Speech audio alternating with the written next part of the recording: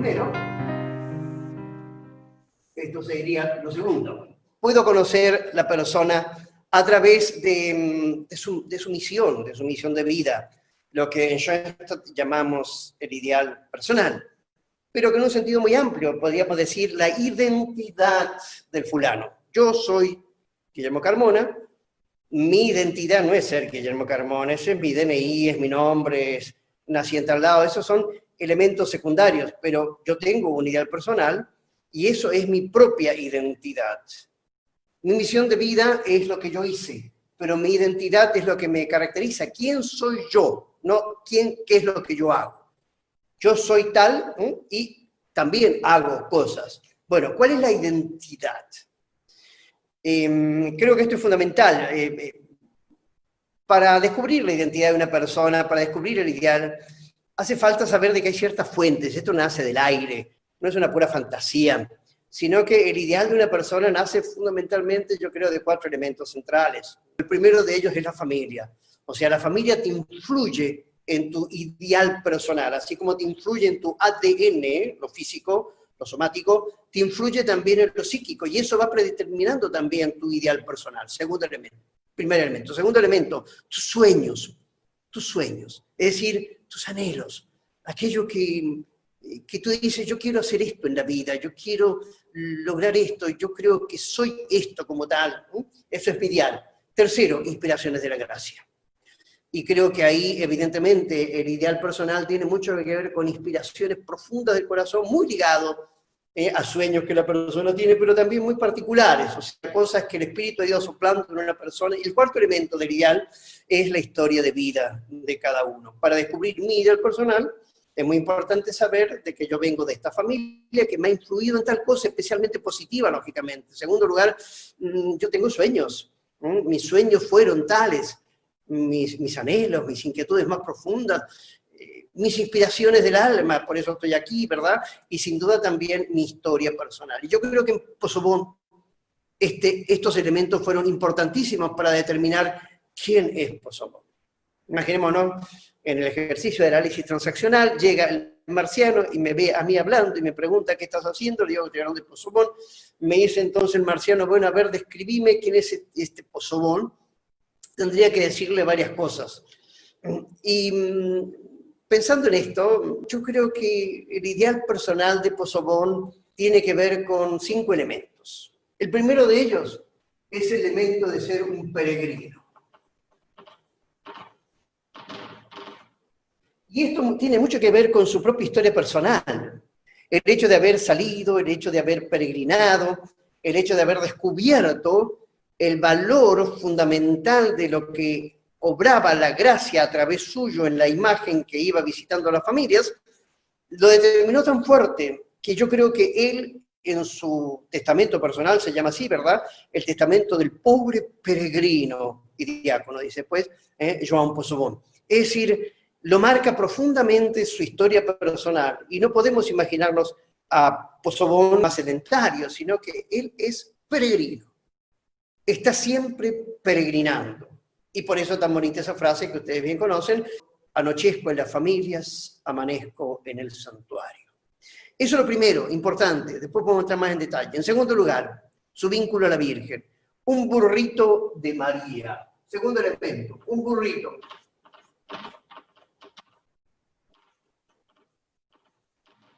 Y esto lo marca él profundamente. Cuando en el año 47 él participa de la inauguración del santuario de Santa María, el santuario que conocemos como Santuario de Tabor, queda muy impactado de ese hecho, y eso lo marca profundamente. No es que antes no hubiera tenido una devoción mariana, pero eso lo marca profundamente. Evidentemente, el 10 de septiembre del 50, cuando recibe la imagen de la Mater, se produce en él algo muy curioso, que yo lo llamaría identificación con la Virgen, que es parte central de su amor a la Mater. O sea, él no es simplemente alguien que lleva la imagen, no. Él se identifica con la Virgen, de tal manera que decir María y decir Possobón en él, ¿no? Se tornaba una identidad profunda. Y eso es muy importante. Claro, lógicamente uno transmite a los demás lo que lleva en su alma, y lo que llevaba en su alma era la persona de la Mater, por eso Possobón es ante todas las cosas eso, un burrito de la Virgen. Yo tiene que haberlo tocado profundamente, bueno, esas cosas de la inspiración, ¿no? Del espíritu.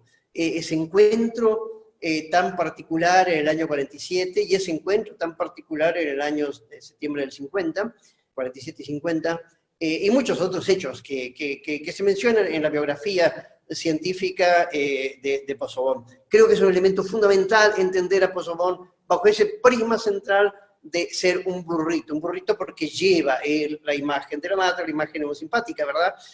Possobón era un tipo enormemente creativo, enormemente creativo. Los que conocemos más su historia, sabemos de que cómo él iba plasmando en palabras, en gestos y en símbolos. 3 elementos, palabras, gestos, símbolos, iba plasmando todo lo que era su mundo interior y su mundo exterior.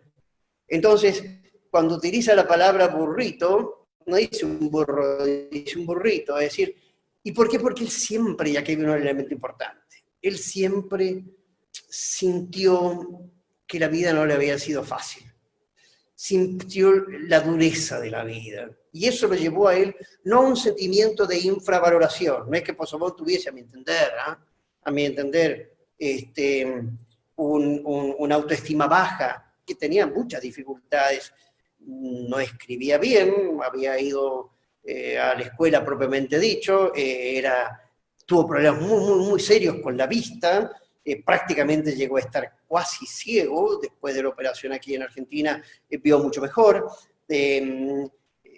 no sabía expresarse bien, no era un orador tradicional, sobre todo en sus primeros años, ¿verdad? Después la Mater lo fue forjando, lo fue trabajando, lo fue cambiando. Si Esteban Uriburu no lo hubiera encontrado aquel año famoso del 82 y 83, probablemente hoy en día no estaríamos aquí. Sin duda que esto fue determinante en él. Lo tercero, lo tiene que haber tocado muy hondamente la persona de Kentenich, del padre fundador, y entonces lo llama un pequeño alumno, nuevamente, un alumnito del padre fundador, del padre Kentenich. Esto va a su identidad también, eso va a su identidad. Él tuvo en el año 52, o sea, cuando Kentenich ya estaba prácticamente desterrado al exilio, a Milwaukee. Él, como no puede irse tan rápidamente a Estados Unidos porque no tenía la visa, va un tiempito, pasa en Argentina, acá bendice el santuario en enero del 52, y después da unos cursos que nosotros llamamos terciados. Y existe también allí un famoso terciado, bastante gordito, se llama Brazilian Terciat, o sea, un terciado de Brasil. Y es en ese contexto es que él tiene un contacto con Possobón. Y Possobón, sobre todo, Possobón pide tener el contacto con el padre Kentenich. Y tiene que haber sido muy hondo, porque Possobón, pareciera ser que habló Possobón, no habló el padre, habló Possobón. Y entonces ahí primero le contó seguramente cosas de su alma, cosas de su deseo, de sus anhelos profundos, de su amor a la Mater. Y entonces dijo de que él rezaba diariamente, desde hacía mucho tiempo, todos los días el rosario, y se comprometía a rezarlo toda la vida. Y parece ser, conocemos, de que el padre fundador le dice a la hermana traductora, no se lo traduzca, pero este hombre va a llegar a ser santo. Intuición, ¿no? Muy típico del padre fundador, sin duda. Entonces, y esto hace de que él se sienta, por un lado, alumno, pero hay otras 2 características que son típicas de su vínculo con Kentenich, con el padre fundador. El primero de ellos, se siente un sireneo del padre. Y son bonitos los textos de él, cuando le escribe al padre Kentenich, yo quiero ser un sireneo suyo, ayudarle a llevar la cruz. Y yo creo que eso lo marcó muy hondamente porque aceptó también el dolor, el sufrimiento, se identificó con la cruz de Jesucristo, con Jesús crucificado, y yo creo que eso determina su vínculo con Kentenich muy fuerte. Y tercero, un hijo, sin duda. Además de ser un alumno, un hijo es más que un alumno, ¿verdad? Un hijo es un lugar de pertenencia, el hijo es aquel que recibe la herencia, el hijo es aquel que tiene amor y cariño, que lo quiere. No muchas personas laicas de aquel tiempo habrán querido a Kentenich como lo quiso Possobón. En cuarto lugar, yo quiero ser un segundo José Englink, para Latinoamérica, o para América Latina. Es decir, quiero, y aquí, ¿qué quería decir Pozzobón? Un segundo. Quiere decir varias cosas. En primer lugar, fundador, jugado hasta el extremo, heroico en su entrega, fiel hasta la muerte, viviendo la alianza de amor hasta las últimas consecuencias. Todo eso estaba en el concepto este de un segundo José Englin. Y también, de alguna manera, dispuesto a entregar su vida, a morir, como Englin, para que la causa, y ahora sí, no solo de Schoenstatt, sino de la campaña tuviese fruto. Cuando el padre Kentenich, fundador, habla, ¿no es cierto?, de José Englin, dice que él es el que es la acta de fundación vivida y la historia de Schoenstatt previvida. Bueno, algo de eso tiene que haber intuido él, de que él era el fundador de por eso quería inmolarse. La conciencia de que él podía jugarse radicalmente. Y con esto llego a algo que en los textos de Esteban son muy bonitos y que a mí me ha tocado mucho cuando yo pienso en la identidad de Pozzobón, un loco de amor. Un loco de amor.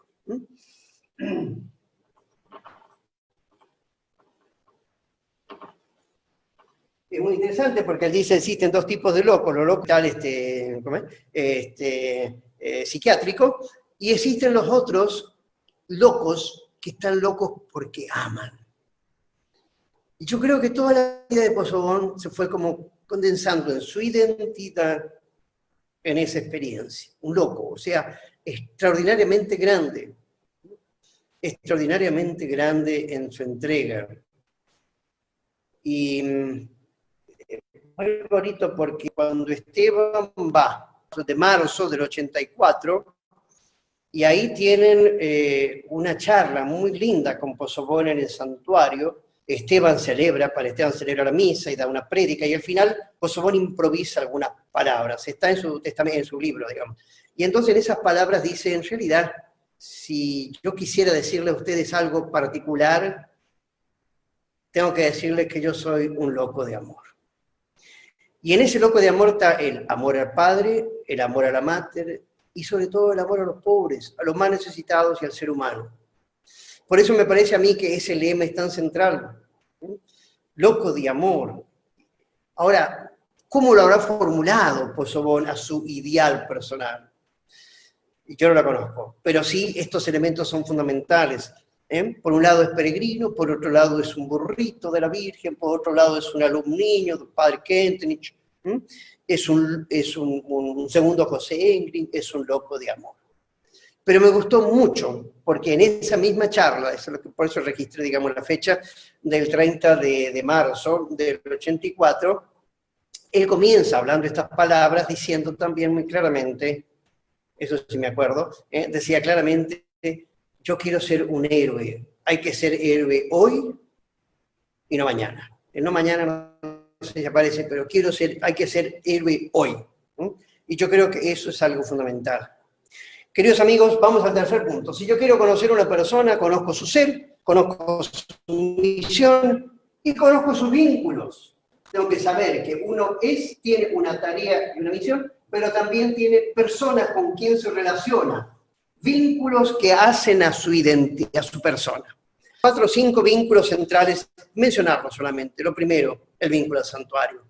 Y el santuario no era simplemente cualquier cosa, sino que él vivía en el santuario. Y esa frase, amanezco en el santuario, sabemos perfectamente que él iba, y su última peregrinación fue antes de la muerte, ¿no es cierto? Allí claramente su última peregrinación fue eso, ¿no?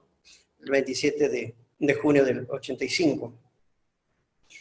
El santuario era, y tenía su lugar, y hoy en día cuando uno llega, ve un cartelito que dice, este era el lugar donde Pozzobón siempre se ponía a rezar, ¿verdad? Su vínculo al santuario era, como yo diría, la fuente de la gracia para su identidad y para su misión. Fuertísimo. Segundo, era esposo, y su vínculo muy importante era el vínculo con su mujer, su vínculo, digamos así, a su mujer, primero, ¿no es cierto?, muy claramente a Teresa, así se llamaba la primera. Él se casa con 23 años Se enferma la mujer y muere la mujer cuando él tenía 29 pirulos, 29 años. O sea, muy jovencito, ¿verdad?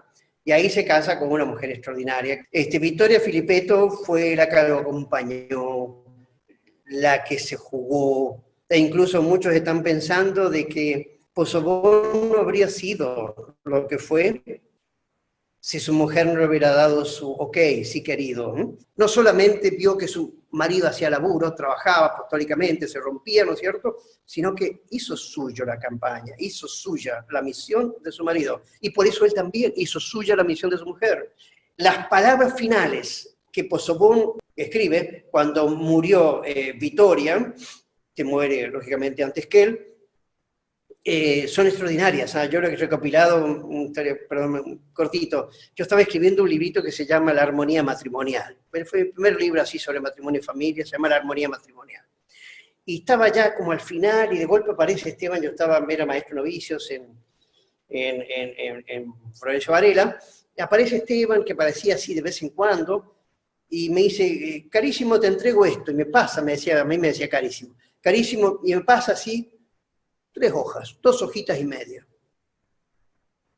Y yo lo leo, o sea, gracias le digo, me lo guardo, sigo haciendo mis cosas, y de golpe agarro y eran las palabras que Pozzobon había dicho en la muerte de su mujer. Y lo puse al final del libro, porque me pareció un testimonio extraordinario de lo que un varón puede querer a su mujer. O sea, en el sentido pleno de la palabra hombre, viril, 100%, puede expresar tanta cordialidad, tanto cariño, tanto amor, como este hombre lo hace frente a su mujer. Sus hijos, tercer vínculo, los hijos. Sabemos que tuvo 7. Sabemos que tuvo 7 hijos.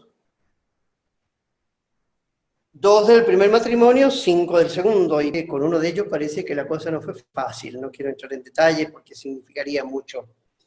Pero en un momento determinado, el hijo se va de la casa. Pozzobon lo busca, no lo encuentra. Era un momento de mucho dolor para él. Y de golpe se acerca, parece ser alguien, le dice a Seu Pozzobon, vi a su hijo allá en la terminal. Entonces Pozzobon le han pasado quizá un día, 2 días, no tengo idea más o menos, y va Pozzobon a buscarlo. Y le encuentra a su hijo y le dice, vamos para casa. Y van para la casa, en silencio, dice, conocían el hecho. Y cuando llegan ahí, le dicen, nunca vas a estar mejor que en tu casa. Y cuentan que los dos se sentaron ahí a conversar y a llorar. Y en ese llanto, seguramente, en ese llanto de amor, de padre a hijo, se reconciliaron tantas etapas. Hay cosas muy bonitas, hay 2 de las mujeres que viven, y que yo tengo un contacto bastante lindo de vez en cuando con ellas, y que están en Santa María. Su contacto con la iglesia.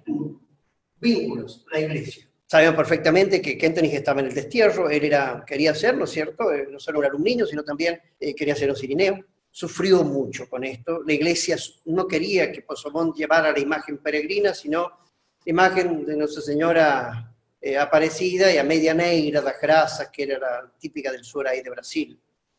Y Pozzobon, bueno, conocemos la historia, dijo, yo no puedo sáqueme el corazón, entonces yo puedo dedicarme a otra imagen.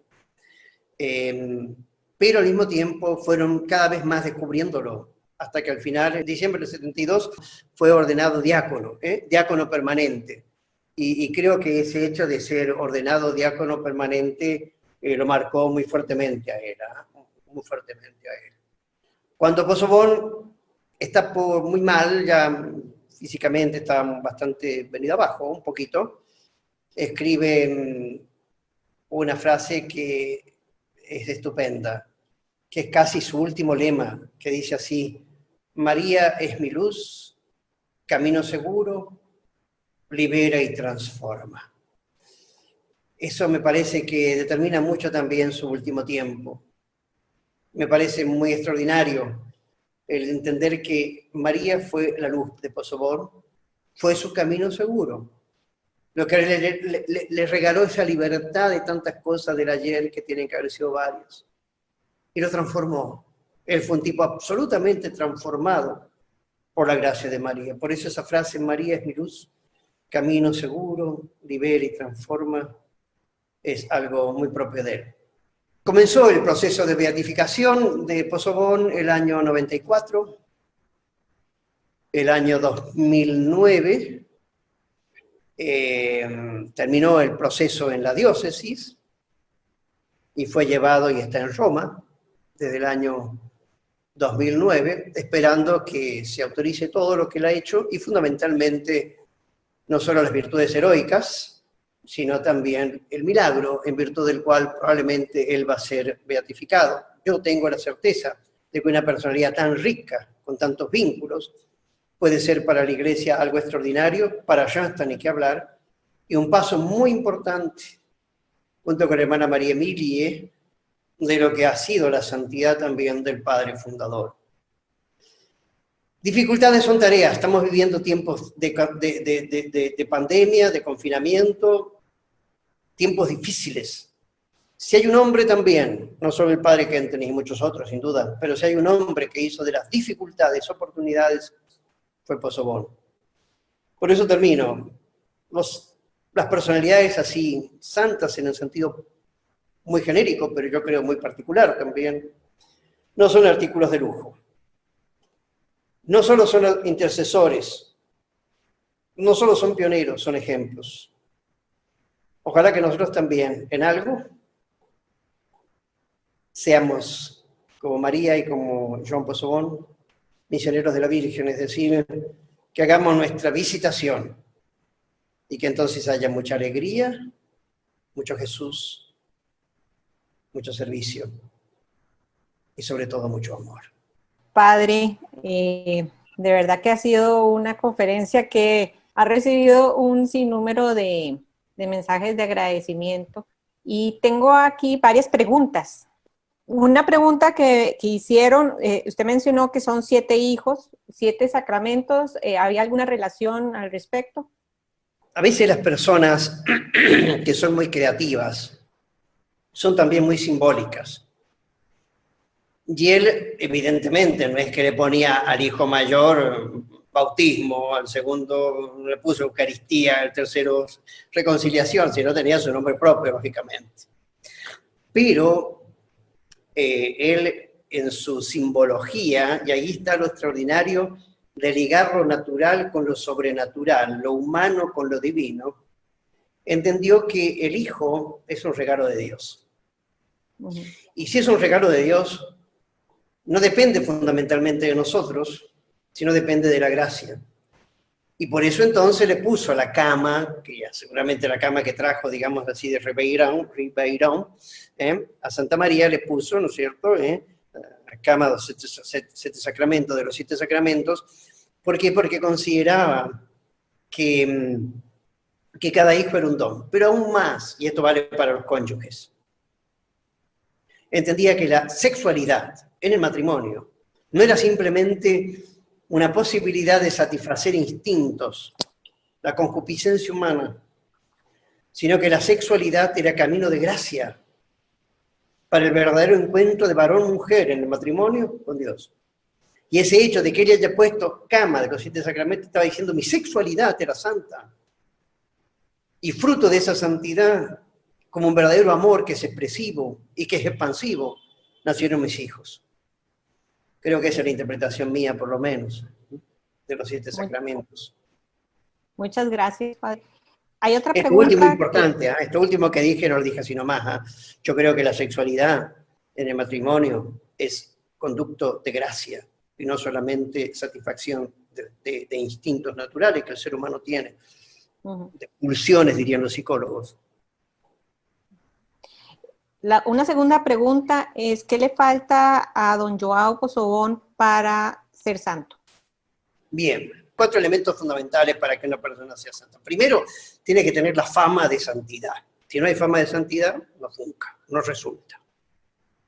Segundo, tiene que descubrirse que las virtudes las vivió esta persona en forma heroica. ¿Qué virtudes?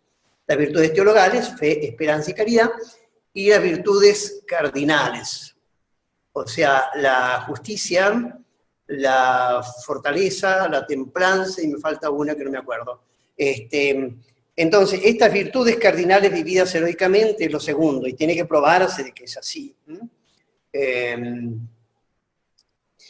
Luego, lo tercero es los escritos, o sea, los escritos de la persona que está en proceso de canonización tienen que ser ortodoxos, es decir, no heterodoxos, tienen que ser buenos, o sea, tiene que ser no buenos, bien escritos y lindos y poéticos, sino no tiene que tener ningún error.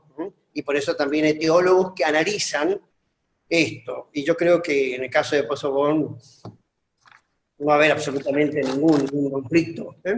Y cuarto, digamos así, el cuarto proceso, porque es un proceso en el proceso, es el milagro, y que tiene que ser analizado.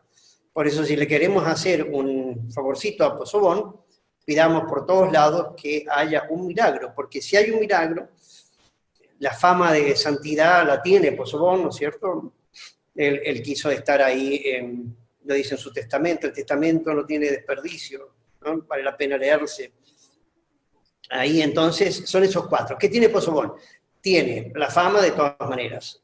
Las virtudes ya fueron probadas en Santa María, o sea, en la diócesis donde fue hecho el proceso.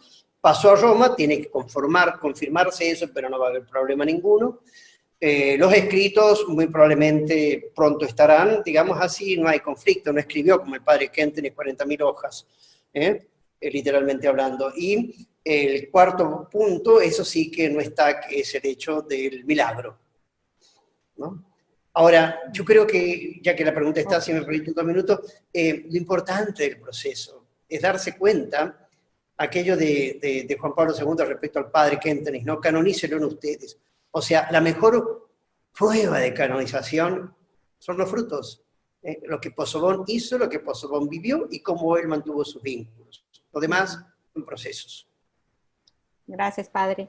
Hay otra pregunta que dice, ¿qué formación en Schoenstatt tuvo don Joao? Su alianza de amor, ¿quién le compartió esta de parte del movimiento? Bueno, él tuvo contacto fundamentalmente con 3 personas. La primera de ellas fue un director espiritual que era un padre parotino, que lo entendió muy bien a Possebon. Aquiles Rubín se llamaba este hombre, fue profesor mío de filosofía. Un sacerdote muy benemérito, murió hace poquito, un tipo que yo admiré mucho, quise mucho, Rubín, el padre Aquiles. Luego, en segundo lugar, tuvo mucho contacto con este señor Arendes, Germán Arendes, el hermano Germano Arendes, que fue superior de los hermanos de María y que vivía también muy cerquita del seminario, y con quien Possebon sistemáticamente, una vez al mes tenía su dirección espiritual. La confesión la tenía con el padre Aquiles, porque el otro era hermano, ¿no? Pero sistemáticamente una vez al mes con Arendes, de modo tal que si hay alguien que conocía el alma de Possebon, era el señor Arendes, ¿no? Y por eso dio testimonio muy bonito sobre él, sobre esa segunda persona. Y una tercera persona que fue una hermana de María, que al principio fue la hermana Germana, que fue una hermana superior estaba la hermana Úrsula acá en Argentina, la hermana Germana estaba en Brasil, y después con la hermana Teresina, con quien tuvo una situación difícil al comienzo, porque claro, cuando empezó a ser muy conocido Possebon, por ahí pensaron las hermanas de María, dicho con toda libertad, que Possebon podía ser como una sombra al padre Kentenich. Y entonces tomó como un poquito de distancia, casi que le hubiera gustado a Teresina, la hermana Teresina, que Possebon hubiera seguido con la campaña, para no hacerle sombra a Kentenich. Yo creo que fue un error garrafal, ¿viste? Porque los hijos nunca oscurecen a su padre si lo hacen bien, por el contrario, lo potencian, le dan luz y plenitud. Y yo creo que eso fue, bueno, pero entre tanto fue tomando contacto él con estas personas en sus primeros procesos de vida, y ahí fue conociendo bastante. Possebon, como no podía leer bien, usaba lupa, ¿no es cierto?, escribía grandísimo, sobre el espiritual son letras enormes, sin embargo, su mujer le leía muchas cosas. O sea, una de la que sabía bastante de Schoenstatt era Victoria Filipeto, y que le transmitía, digamos, bastante eso. Yo diría que eso fue su formación. Lo demás fue el Espíritu Santo, fue la Mater, fue el santuario, fue la gracia.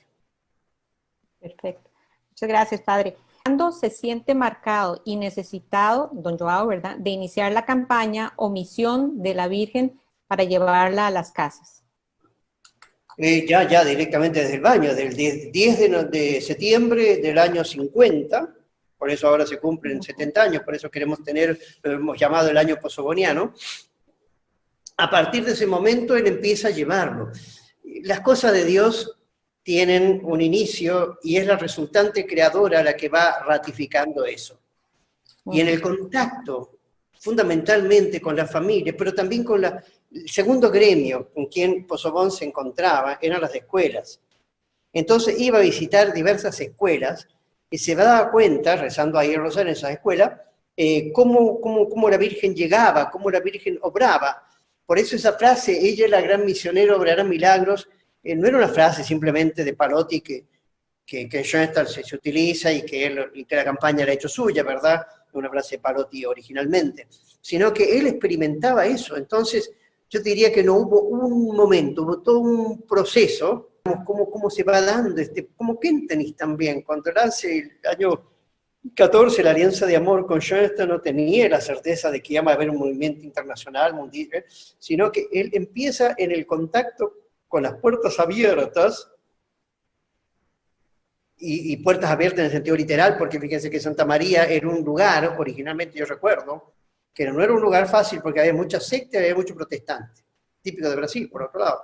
Entonces, ¿qué sucedía? Que la Virgen, la gente no le abría tan fácilmente la casa, pero entonces con las puertas abiertas él se metía y iba descubriendo cómo la Virgen iba obrando este milagro.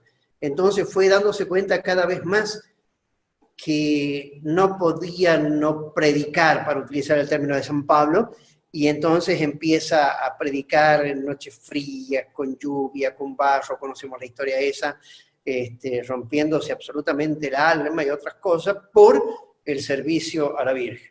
No hubo un momento, hubo todo un proceso. Ahora, evidentemente, era tan fuerte este proceso que él se da cuenta de que es preciso también ampliar esto, ¿verdad? Y por eso aparecen más tarde las imágenes peregrinas, porque no daban abasto. En 1959, en 59 fue, donde empiezan las imágenes peregrinas. Ahí ya él tiene conciencia muy clara de que la Mater está obrando, de que tiene una misión que debe morir por esto, hoy no mañana, por la campaña, entendí mi misión y por ella moriré. O sea, eso es, sin duda, que el año 59 lo tenía requete claro. Muchísimas gracias, Padre. Ya creo que terminamos con las preguntas. Agradecerles de corazón el estar teniendo este sí a la Mater, a su misión. Yo los invito en primer lugar a que hagamos en espíritu ustedes la oración por la beatificación de don João Posobón. Santísima Trinidad, Padre, Hijo y Espíritu Santo, tú hiciste de João Luis Posobón un esposo y padre ejemplar, un laico fiel a la causa de la evangelización, un incansable peregrino con María, un amigo de los pobres, un diácono humilde y servidor. Confiantes te pedimos, haz también de nosotros cristianos y apóstoles fervorosos. Si fuera tu santa voluntad, conduce a la Iglesia a proclamar oficialmente las virtudes heroicas de tu siervo. Así rezamos con María, la gran misionera, pero espiritualmente también, muy claramente, recemos la oración de consagración que tantas veces rezó João Posobón y luego recibamos la bendición. Oh Señora mía, oh Madre, yo me ofrezco todo a ti y en prueba de mi fiel afecto te consagro en este día mis ojos, mi lengua, mi corazón, en una palabra todo mi ser, que soy toda tuya, Padre de bondad, guárdame, utilízame como instrumento de posesión tuya. Amén. Amén.